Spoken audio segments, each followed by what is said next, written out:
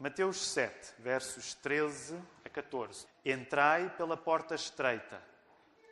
Larga é a porta e espaçoso o caminho que conduz para a perdição. E são muitos os que entram por ela. Porque estreita é a porta e apertado o caminho que conduz para a vida. E são poucos os que acertam com ela. Se precisar de se recordar do texto que nós vamos recitar de seguida, então vá lá rapidamente a Mateus, no capítulo 5, e tente, com brevidade, recordar-se os primeiros 12 versos, porque este é um hábito que nós temos guardado desde que há mais de um ano começámos a estudar o Sermão do Monte, que é o de podermos recitar as bem-aventuranças. Como tenho partilhado com os irmãos, se Deus quiser, nós no espaço de um mês vamos terminar o estudo do Sermão do Monte e gostava de encorajar-vos ainda assim a poderem guardar no coração estas 12 beatitudes que Jesus usa para começar o seu fantástico Sermão do Monte. Por isso vou convidar toda a igreja a poder juntar-se recitando-as. Vendo Jesus as multidões, subiu ao monte. E como se assentasse, aproximaram-se os seus discípulos. E ele passou a ensiná-los, dizendo: Bem-aventurados os humildes de espírito, porque deles é o reino dos céus. Bem-aventurados os que choram, porque serão consolados. Bem-aventurados os mansos, porque herdarão a terra. Bem-aventurados os que têm fome e sede de justiça, porque serão fartos. Bem-aventurados os misericordiosos, porque alcançarão misericórdia. Bem-aventurados os limpos de coração, porque verão a Deus. Bem-aventurados os pacificadores, porque serão chamados filhos de Deus. Bem-aventurados os perseguidos por causa da justiça, porque deles é o reino dos céus. Bem-aventurados sois quando por minha causa vos injuriarem e vos perseguirem, e mentindo disserem todo o mal contra vós. Regozijai-vos e exultai, porque é grande o vosso galardão nos céus, pois assim perseguiram aos profetas que viveram antes de vós.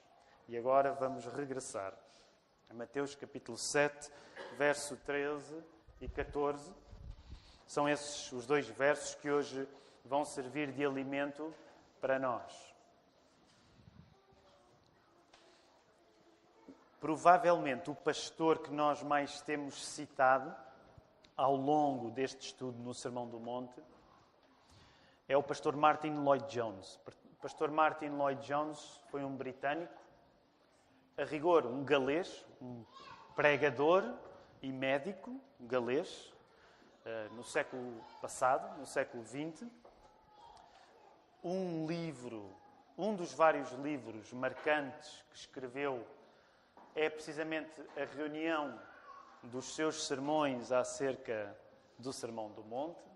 Aliás, um livro que eu recomendo a todas as pessoas. Ele está editado pela editora Fiel. É assim é um livro considerável. Acho que já se insere no contexto do calhamaço, não é? Mas é um belo calhamaço. E para nós, pastores, quer eu, o Filipe, o Mark, invariavelmente acabamos sempre por ir ler os sermões do pastor Martyn Lloyd-Jones. E em muitos casos ele tem-nos ajudado também nesta série de mensagens. Era um homem extraordinário, Martyn Lloyd-Jones, e quero começar por citá-lo nesta manhã, porque na análise que Lloyd-Jones faz do Sermão do Monte, ele é muito peculiar, era um homem único. Ele diz assim, ele diz que a partir deste momento que nós começamos hoje a ler, o verso 13 e o 14, dizia Lloyd-Jones que é como se Jesus, ao pregar o Sermão do Monte, dissesse: olha, o sermão terminou. A partir de agora, o que eu vou dizer são as aplicações práticas do sermão que já preguei. E como nós sabemos, todos aqueles que estudamos a palavra e quando vamos consultar homens diferentes, há sempre opiniões diferentes. Não quer dizer que a opinião do Lloyd-Jones era a única, mas é interessante a maneira como ele enquadrava o Sermão do Monte. Portanto, ele olhava para o Sermão do Monte como a descrição do caráter do discípulo de Jesus, do caráter do futuro, do cidadão do futuro reino de Deus. Nesse sentido, até o reino de Deus já presente, mas o reino de Deus futuro também. E ele olhava para o segundo capítulo do Sermão do Monte, o capítulo 6, como um teste à personalidade do futuro cidadão do reino de Deus, e considerava que ao chegar ao último capítulo, ao capítulo 7, e este verso em particular, o verso 13 e o 14, era como se Jesus tivesse terminado o sermão e fizesse a aplicação. Portanto, para Lloyd Jones, isso significava que o caminho estreito, e agora olho para a sua Bíblia para ter assim uma visão panorâmica do estudo que nós estamos a fazer e prestes a concluir acerca do Sermão do Monte. Para Lloyd Jones, a passagem que nós hoje lemos, o caminho estreito, versos 13 e 14, a passagem que leremos depois, entre o verso 15 e o 20, onde são colocados de uma parte, de um lado são colocados os falsos profetas das ovelhas.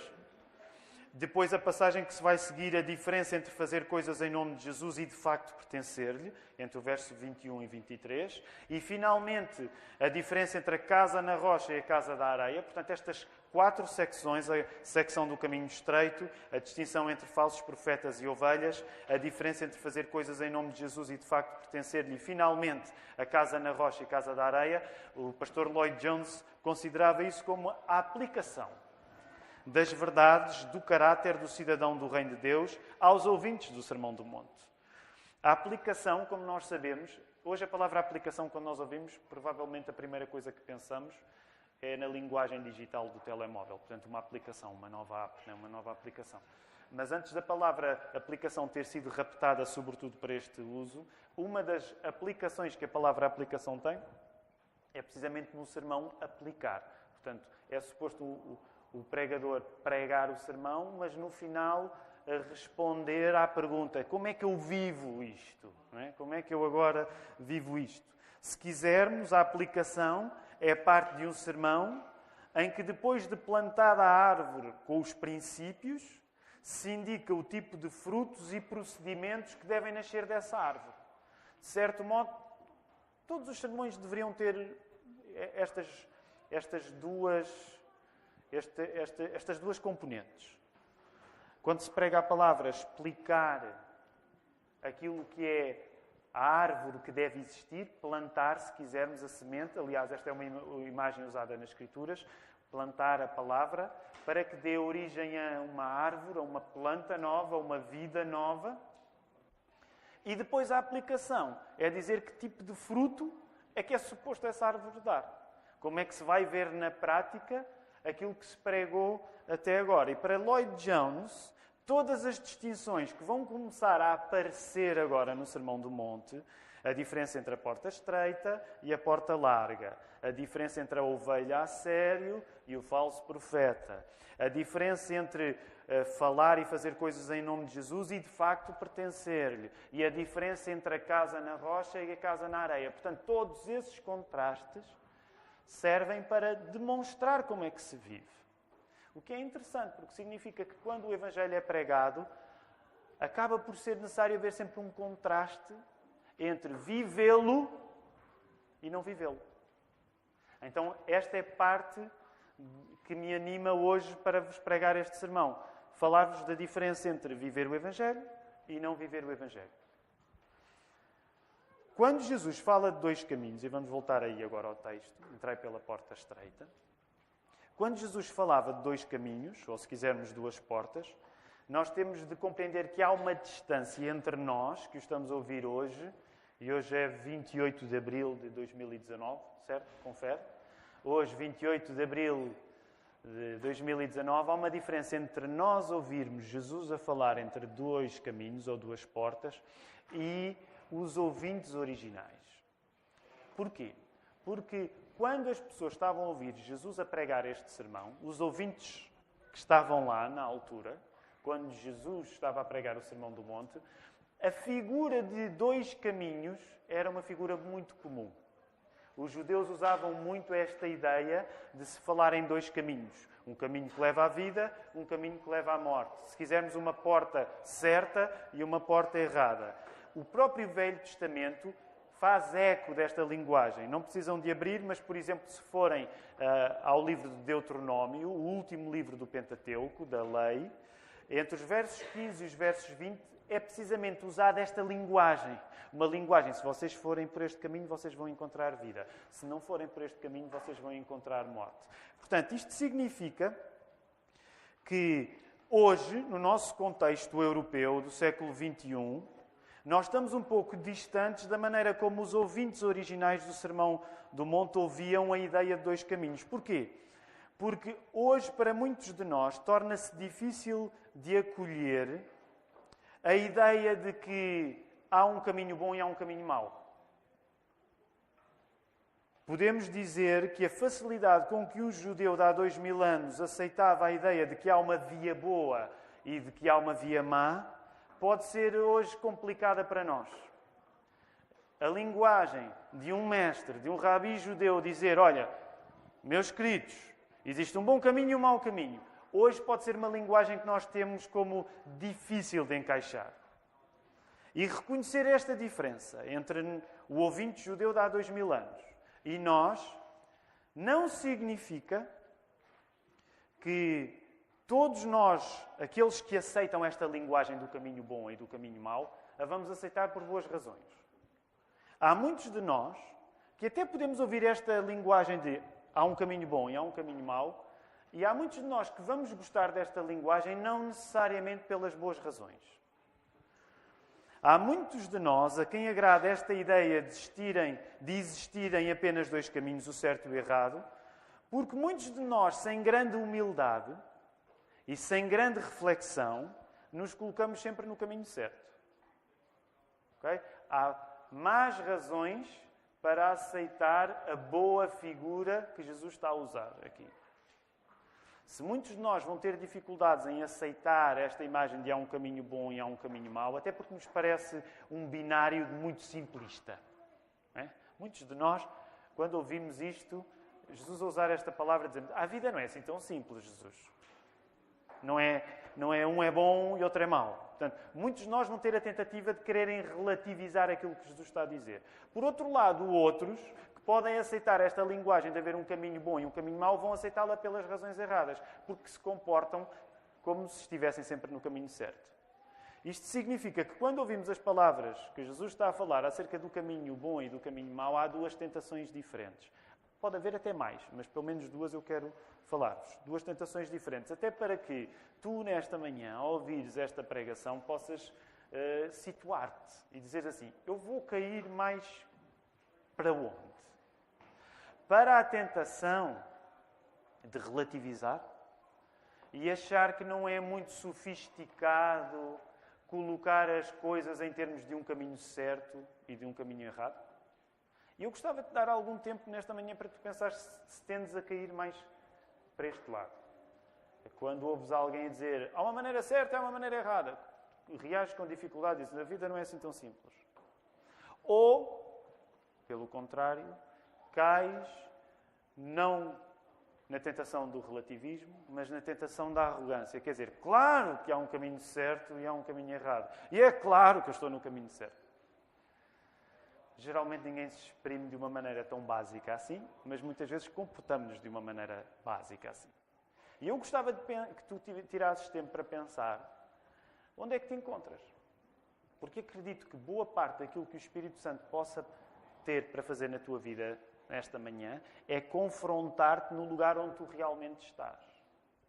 Portanto, se és uma pessoa que pende mais para o relativismo, talvez seja importante reconhecer, Senhor, a minha tendência é cair mais no relativismo e não gostar de discursos que me parecem, agora como se usa a palavra, eu já a usei, não é? Mas discursos que me parecem binários, de está certo ou está errado.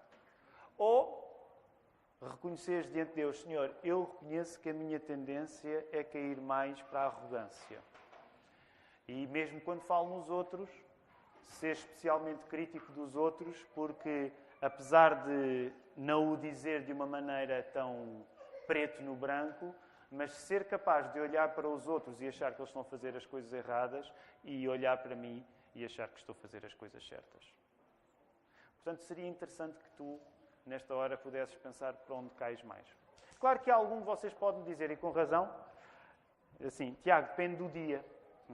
Há dias onde eu sou um bocado relativista e há dias onde eu sou um pouco arrogante. Aliás, alguns de vocês podem ter dias tão sofisticados que no mesmo dia vão cair para pecados diferentes. Isso também pode acontecer-nos, não é?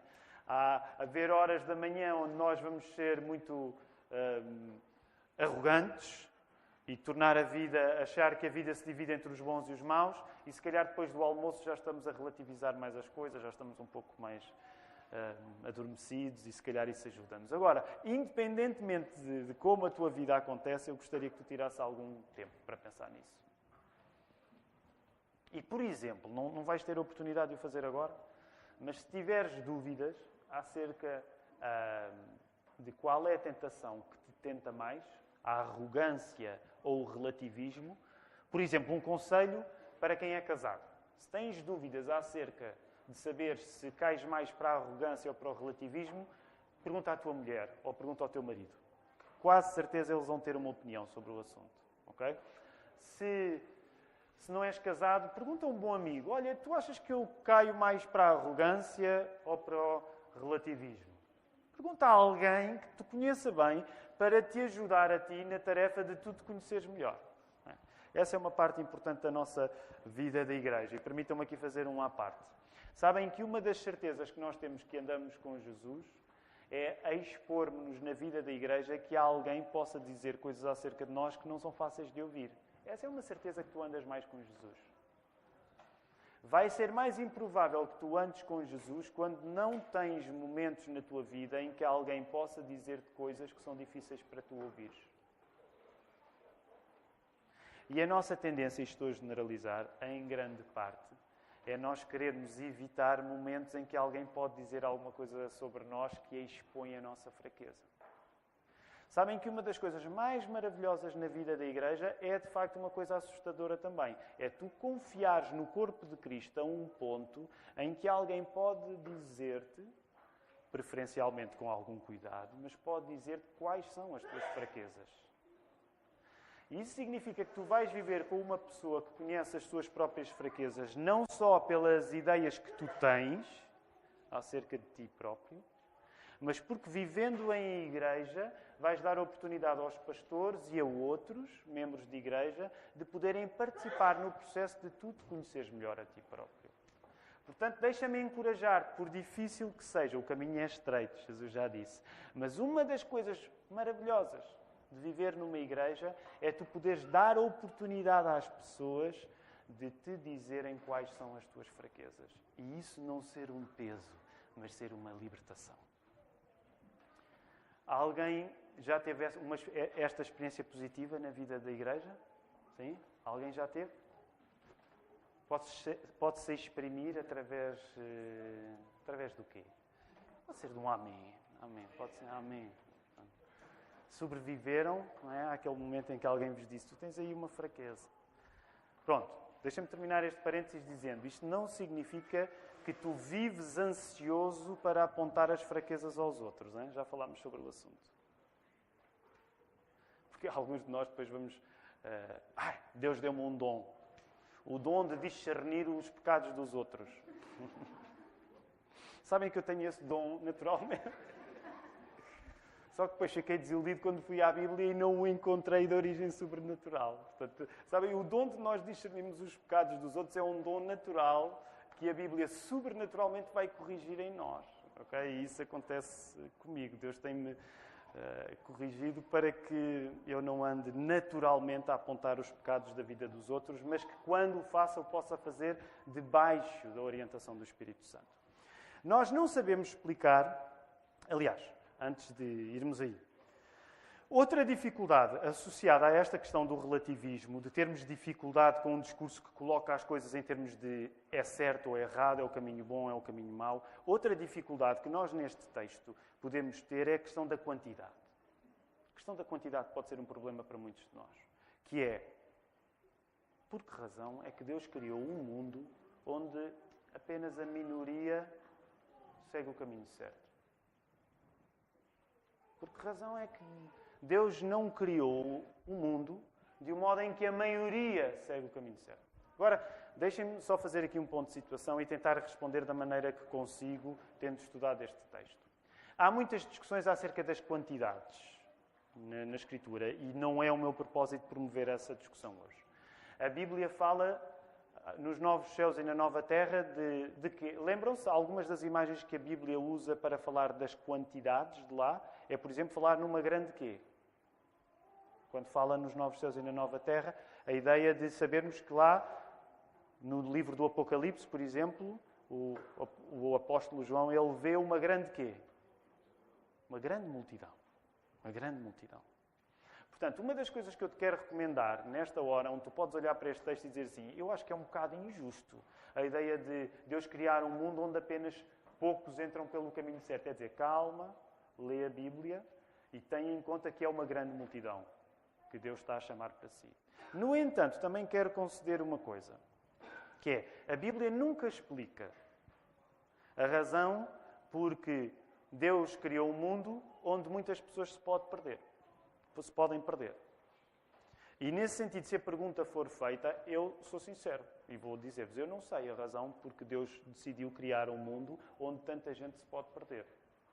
Por uma razão, porque a Bíblia não apresenta Deus de um modo defensivo. Quando nós lemos a Bíblia, que é um livro extraordinário de 66 livros, uma das coisas que vamos entendendo desde o primeiro até o último, desde o Velho Testamento até o Novo Testamento, desde as páginas do Gênesis até às páginas do Apocalipse, é que os autores bíblicos, inspirados pelo Espírito Santo, eles não defendem Deus.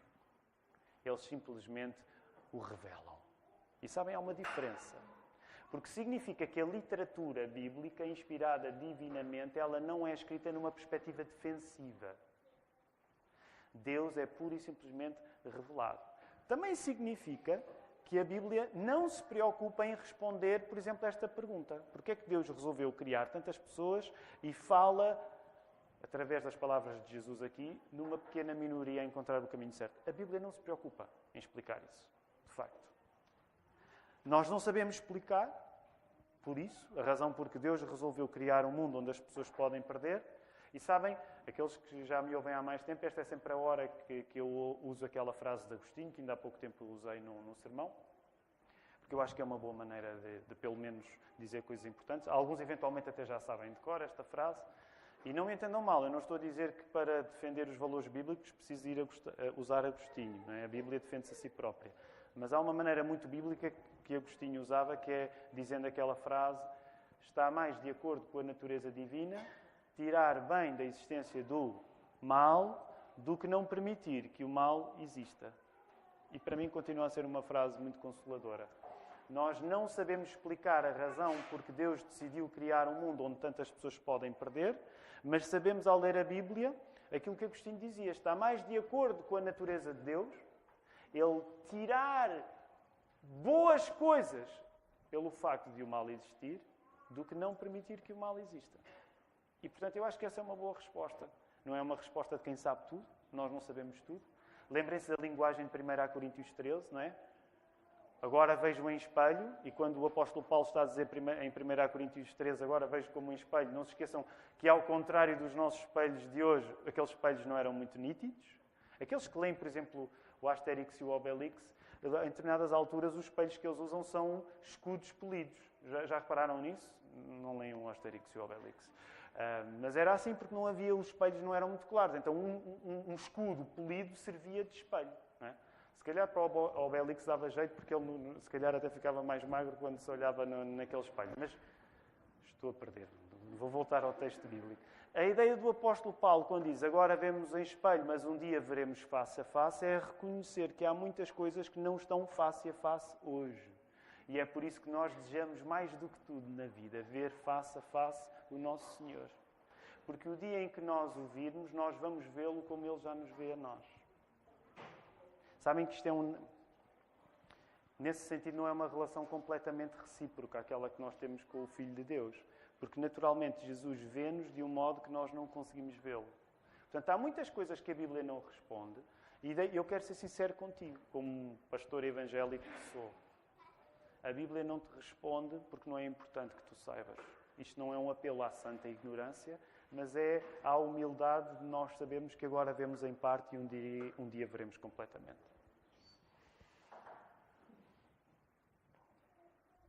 De qualquer modo, eu acrescentaria que a verdadeira resposta a esta dúvida, de saber porque Deus resolveu criar um mundo onde as pessoas se podem perder, a verdadeira resposta a esta dúvida, nesta vida, nós respondemos com a nossa própria vida.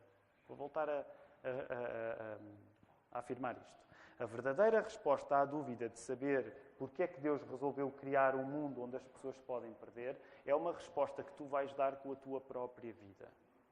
Cada um é responsável por responder a esta questão e respondê-la com a sua própria vida. Por isso, e eu sei que vou dizer uma coisa que é pouco simpática hoje, mas no final da tua vida não te aguarda um exame aos teus conhecimentos. No final da tua vida não te aguarda uma prova, se quisermos, esta é uma expressão que hoje já caiu em desuso, porque quem quer entrar na universidade hoje já não faz a PGA. Lembram-se da PGA, os mais antigos? Lembram-se da PGA, Prova Geral de Acesso? Hoje continua a haver equivalentes, não é? Há provas específicas ainda, certo? Quem vai entrar para a universidade, provas específicas. Ainda existe a prova da frição? Já mudou um pouco. Mas pronto, a ideia é esta. O céu não é uma universidade estatal para a qual tu te vais esforçar para entrar. No final da tua vida, tu não vais fazer uma prova geral de acesso de conhecimentos. E agora a parte eventualmente menos agradável. No final da tua vida, tu vais ser julgado por Deus. É uma coisa diferente. Eu sei que a figura do julgamento é uma figura pouco agradável. Mas o que a Bíblia nos diz é que todos vão ser chamados a ser ajuizados por Deus. E não é uma prova de juízo aos teus conhecimentos. Não estou a dizer que esse juízo não traz para a ordem do dia aquilo que tu fizeste com o que sabias. Mas o que eu te estou a dizer é que no final da tua vida tu vais ser julgado por Deus por aquilo que tu fizeste, não necessariamente só com o teu conhecimento, mas por aquilo que tu fizeste com a tua vida. E nesse sentido, a resposta que tu podes dar a uma pergunta que não tem resposta imediata na Bíblia, porque é que Deus resolveu criar um mundo onde pessoas se perdem, tu vais responder a essa pergunta com a tua própria vida. Creio que se por um lado nós podemos admitir que esta preocupação que podemos ter com a maioria, com a maior parte das pessoas, essa preocupação pode ser uma boa intenção, no fundo nós não sermos indiferentes à vida da maior parte das pessoas. Por outro lado, nós também devemos reconhecer que muitas vezes esta preocupação com a maioria nos coloca num lugar de fraqueza. E, portanto, quero dizer-vos que não é mau tu teres uma preocupação com a vida da maior parte das pessoas, mas também te quero dizer que se tu viveres essa preocupação com a vida da maior parte das pessoas, tu também podes ficar numa situação de fraqueza. E que situação de fraqueza é essa? É como se qualquer decisão só pudesse ser boa desde que tomada pelo mundo inteiro. E deixem-me dizer que esta talvez possa ser uma definição alternativa para aquilo que mundanismo significa. Quando nós ouvimos a palavra mundanismo, parece-nos uma palavra religiosa arcaica, não é? Uma pessoa mundana. Hoje, de certo modo, todos querem ser mundanos. Não levem a mal, é uma opinião minha, não precisam concordar comigo. Hoje um dos problemas dos crentes é que até os crentes querem ser mundanos. Eles não dizem, mas... E estou a falar por mim. Eu lembro-me de anos da minha vida onde, de facto, o que eu queria era ser mundano. Era estar de bem com o céu e de estar bem com o mundo. Agora, o problema, e concebam esta possibilidade de mundanismo poder ser definido assim. Uma coisa só é verdadeira se for decidida por toda a gente, ou pelo menos pela maioria. E isto eu acredito que é uma forma de nós sermos mundanos. Acharmos que se uma coisa é apenas da minoria, isso não pode estar certo. E nesse sentido, ninguém pode dizer que Jesus nos atrai baseado numa conversa irrealista. Jesus é bem claro. Ele diz assim, a porta é estreita e o caminho é apertado. Até que ponto, eu quero perguntar-te nesta manhã, até que ponto é que tu estás cativo desta visão de que alguma coisa para ser verdade tem de depender da adesão de todo o mundo a essa coisa, ou pelo menos a adesão da maioria a essa coisa. Até que ponto é que tu vives de uma maneira em que para ti a verdade, para ser verdade, precisa de ser uma coisa que a maioria faz? Até que ponto é que tu vives de uma maneira em que tu tens muita dificuldade em dar um passo à frente se ao teu lado a maior parte das pessoas não estiver a fazer a mesma coisa também? Até que ponto é que tu vives assim? Até que ponto é que tu vives a congelar a tua iniciativa em relação a olhares ao teu lado e vês que os outros já estão a fazer aquilo que tu ainda não sabes se deves fazer? E nesse sentido, deixa-me falar-te num saudável cristianismo, num saudável individualismo cristão. Aliás, é o título deste sermão. Saudável individualismo cristão. E deixem-me ser claro convosco.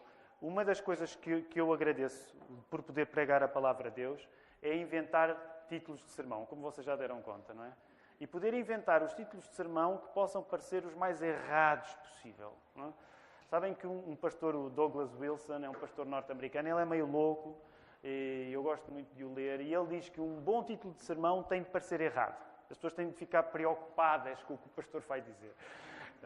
Porque essa é uma maneira das pessoas ouvirem com mais vontade. Então, e deixem-me dizer, eu acho que este modo de nós dizermos as coisas certas de uma aparência errada é uma estética que Jesus usava.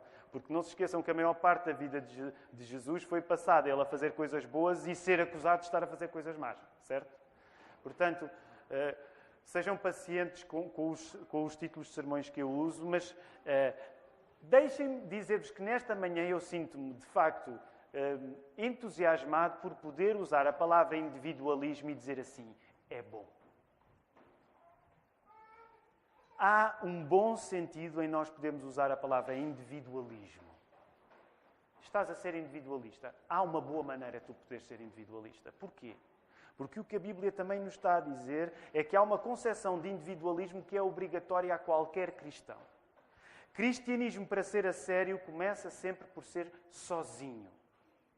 Diante de Deus estás tu e, de certo modo, não está mais ninguém. És só tu e Deus. E nesta porta estreita entra-se um a um. Nem sequer é possível entrar em dois ao mesmo tempo. É uma porta tão estreita que só um é que dá para entrar. Eu não sei se tu já uma vez entraste numa porta realmente estreita e sentiste quase aquele desconforto de dizer assim, eu não sei se vou conseguir atravessar esta porta. Aqui há uns anos, na igreja da qual eu fazia parte, a Igreja Batista de Queluz, alguns daqui desta igreja fizeram parte desta igreja também, nós tínhamos um hábito de fazer escaladas para a Serra de Sintra. Escaladas não eram de cordas, como hoje se faz. Aliás, era um tempo em que Portugal as pessoas podiam subir a rochas e magoar-se a sério e não era ilegal. Agora, se nós tentarmos fazer o mesmo, na Serra de Sintra não podemos porque é tudo proibido e é tudo privado. Mas eu lembro nessas escaladas, eu não sei se alguns de vocês se recordam, alguns de vocês lembram-se que fizeram essas escaladas comigo, mas havia uma altura onde nós íamos à estátua, lembram-se? Que agora acho que é o Parque do Monte da Lua, creio eu, acho que é o Parque do Monte da Lua em Sintra, não tenho certeza. Agora, permitam-me dizer, é pena porque já não, só para entrar nesse parque, nós entrávamos à vontade, agora tem de se pagar, o que é pena. As primeiras vezes que nós íamos fazer escaladas e começou a ser pago, eu reconheço e vou confessar. Entrámos ilegalmente. Pois é, não vamos pagar. Mas agora já deixámos de fazer isto. Mas eu vivo. Então imaginem, eu com os adolescentes de Moscavide, da Igreja de Moscavide, quando estava em Moscavide, eu líder dos adolescentes. O que é que o líder dos adolescentes faz com os adolescentes? Leva-os para a Serra de Sintra e entram ilegalmente em parques. Foi uma boa parte do sucesso da minha carreira de líder de adolescentes. Foi fazer ilegalidades com os adolescentes. Então, mas isto para dizer, nós entrávamos lá nesse parque, que na altura não estava circunscrito, e tinha uma rocha lá no alto, que é um senhor com uma lança, e havia aquela coisa de vamos subir até lá a essa rocha. Mas para subir até lá a essa rocha tinha de se passar por uma parte muito íngreme e havia uma entrada muito íngreme em que a pessoa tinha de passar mesmo, espremer-se toda. Eu lembro que a determinada altura o meu pai estaria nos seus 40 anos e ele ficou entalado na rocha. E ele, interessante, ele nunca perdeu a boa disposição, mas não é interessante a perspectiva de alguém entalado numa rocha. Não é? E eu não estou a dizer que a porta que Jesus está a falar é assim, é como aquela rocha lá na Serra de Sintra, mas de facto há uma dimensão de individualismo que nós precisamos ter em que entendemos que para entrar, entra um a um, nem sequer dá para dois entrarem ao mesmo tempo. E se é certo que a Escritura não advoga qualquer tipo de egoísmo, se alguém pode ficar agora aflito, pastor, mas é possível falar em individualismo? Fiquem descansados, respirem fundo e lembrem o verso passado, ok? Recuem lá para o verso 12. Ou melhor, verso 11, que nós lemos há uma semana. Eu não estou a advogar um individualismo tonto qualquer, porque ainda Jesus agora tinha acabado de falar de que bem-aventurado, feliz é o homem que não só deseja que não lhe faça o mal que não quer que lhe aconteça, mas feliz é o homem que quer fazer bem aos outros. Portanto, este individualismo não é esquecer o valor dos outros, pelo contrário. No entanto, quero dizer-vos, a Escritura assume descaradamente que na hora de tu seguir Jesus, tu vais fazê-lo individualmente. É bom assumir a importância deste individualismo bíblico. Sabem, há dois cânticos que eu gosto muito e há outros que dizem de uma maneira antiga uma coisa que hoje em dia se calhar já é tida como desagradável dizer. Por exemplo, um deles é o Caminhando Eu Vou para Canaã. É um cântico que nós costumamos cantar na escola bíblica de férias. Não sei se o Nando cantou nesta escola. Cantaste o Caminhando? Não. Foi uma tradição que já se perdeu. Então, mas que é Caminhando... Há uma parte que eu gosto muito do Caminhando Eu Vou para Canaã, que é: se tu não fores, não me impede de eu ir. E nós dizemos, que desagradável, Mas é verdade. Se tu não fores, não impede de eu ir. Há outro cântico que eu gosto bastante, que é Eu Estou Seguindo a Jesus Cristo, e que também traz um pouco essa ideia. Se me deixarem pais amigos, se me cercarem muitos perigos, se me deixarem pais amigos, atrás não volto nunca mais. E há uma dimensão que pode ser socialmente difícil hoje de afirmar, mas que de facto o cristianismo me diz. Tu tratas da tua vida e diante de Deus tu estás sozinho e tens de pensar na tua vida. Nesse sentido quero ser cuidadoso, mas quer dizer que tu precisas de acreditar no valor da tua própria vida ao ponto de tomares uma decisão em relação a Jesus, com o que vais fazer com ela.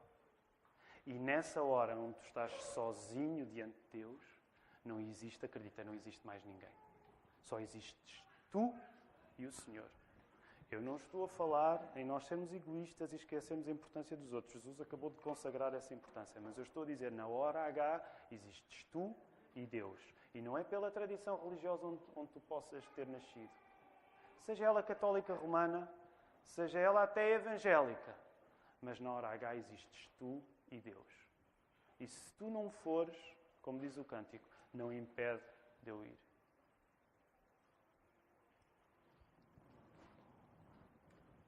Por isso, nesta manhã, eu quero dizer-te, muitas vezes o problema de olharmos para o caminho estreito a partir das outras pessoas, há muitas pessoas cuja reação vai ser, este discurso de Jesus perturba-me um pouco. As coisas não são assim tão simples para dizer que há um caminho certo e há um caminho errado.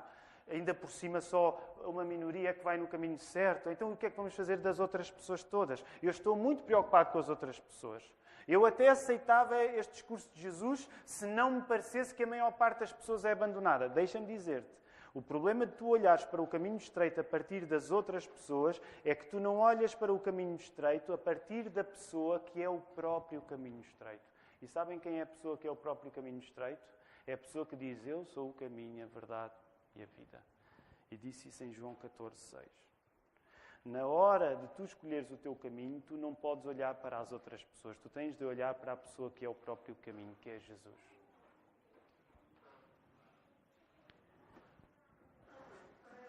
Se nos afastarmos do caminho estreito, ao menos que seja à custa de rejeitarmos mesmo Jesus, a pessoa que é o caminho. Se tu fores rejeitar Jesus, que é naturalmente aquilo que eu não quero que tu faças, mas se tu fores rejeitar Jesus, não digas que o rejeitaste porque pensaste nos outros.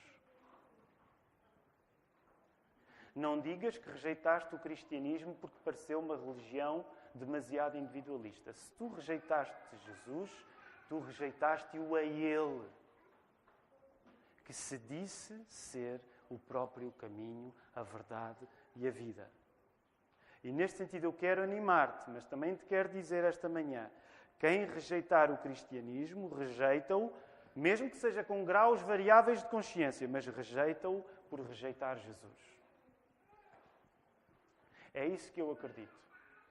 É por isso que eu acredito que nós, enquanto cristãos, de facto, não testemunhamos a favor de uma religião. Testemunhamos a favor de uma pessoa, que é o caminho, a verdade e a vida. Quem rejeita o cristianismo não pode usar, não deve usar, na minha opinião sincera, uma desculpa, eu rejeitei o cristianismo porque me pareceu um sistema de pensamento injusto. Se tu rejeitaste o cristianismo, se tu rejeitares o cristianismo, tu rejeitas porque rejeitaste Jesus, que disse, eu sou o caminho, a verdade e a vida. E nesse sentido, deixa-me dizer-te, não há maneira de abonecar o não que tu dás a uma pessoa real, que é Jesus. E não a um sistema de pensamento. O que eu acredito, por impopular que isto seja, é que as pessoas que rejeitam o cristianismo não rejeitaram um sistema de pensamento. Rejeitaram uma pessoa que disse, eu sou o caminho, a verdade e a vida. E por isso quero terminar com a coisa positiva que Jesus disse aqui, que é tão simples que é fácil de passar ao lado dela. Lembrem-se, o texto, entrai pela porta estreita, porque larga é a porta e espaçoso o caminho que conduz para a perdição, e são muitos que entram por ela. Porque estreita é a porta e apertado o caminho que conduz à vida, e são poucos que acertam com ela. Mas lembrem-se, primeira palavra, e é aqui que eu quero terminar, entrai. O que Jesus está a dizer é entra, não é fica do lado de fora. Como é que tu podes acusar Jesus de ser injusto se Ele está aqui a dizer entra? Jesus não te está a dizer vai-te embora. Jesus está-te a dizer a coisa como ela é. Jesus está a dizer que a vida é difícil, que o caminho é estreito. Mas Jesus está a dizer entra na vida. Não uma vida de fantasia, não uma vida como tu gostavas que fosse. Entra na vida a sério. É difícil. O caminho é estreito. A maior parte das pessoas não vão estar contigo. Se tu fizeres depender as decisões mais importantes da tua vida por elas serem tomadas pelos outros, tu não vais entrar na porta estreita. Mas o que Jesus te está a dizer é entra. E que assim seja na nossa vida.